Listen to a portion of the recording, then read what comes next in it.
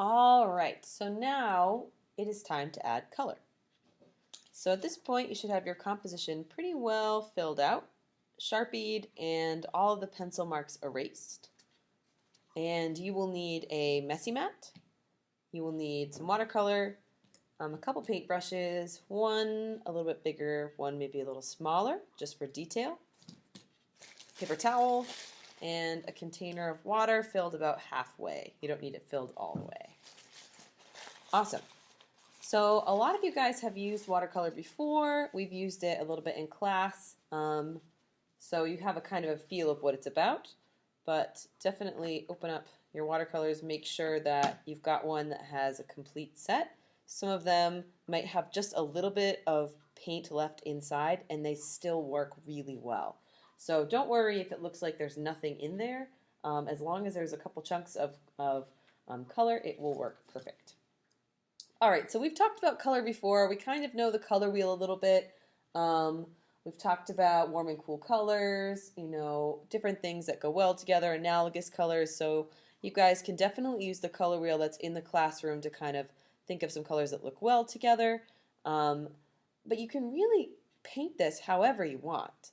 I am going to go ahead with my skinny brush, and I'm going to activate my green paint. It's already got a little bit of water in there. And remember, you only need about 3 or 4 drops of water in each of these different compartments. And I'm going to zoom in a little bit, actually. So you only need a few drops of water to activate the paint. And I'm going to go in, and I'm going to start with this green, and I'm going to fill in my cactus. Now, you don't have to use the same green. So I've got a little bit of green here. I think I'm going to go in with a little bit of blue in some places, and I'm going to create some shadowing. Just in a few different spots. I'm going to wipe off my paintbrush, take a little bit of my water, activate some more green. And I'm being very careful where that puddle of ink goes, that puddle of paint. So I don't want it to go all over my paper. I really want it to stay contained on this one cactus because I think I'm going to have all of them be different shades of green and yellow. So if it all blends into one blob, it kind of doesn't really turn out, it won't turn out as well as I want.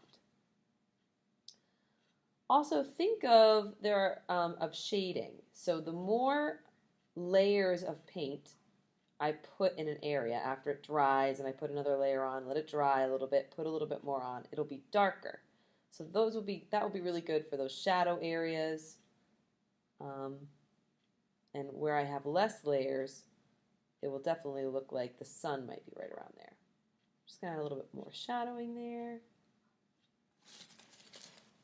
Wipe off my paintbrush, wipe it off a little bit, wash it in my water. I think I'm gonna have my flower be purple. So I'm going to activate my purple real quick. Ooh, that's really light. I'm going to darken that up.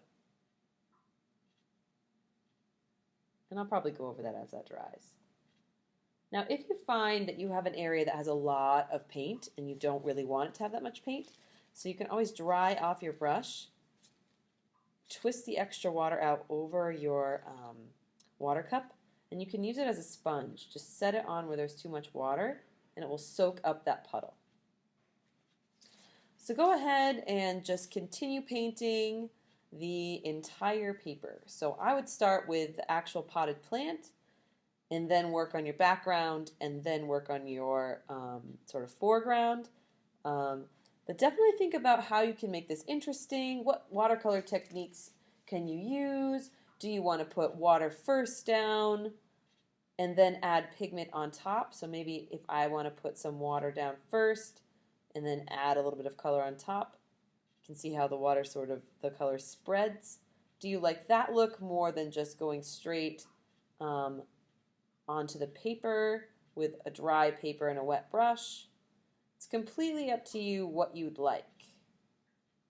Take your time with this. Definitely don't rush. And if you don't get it finished in one class period, that's perfectly fine. Just make sure that you put your wet work on the drying rack in the appropriate space. Make sure that it is on the labeled side. Have a lot of fun, guys. I know that I have.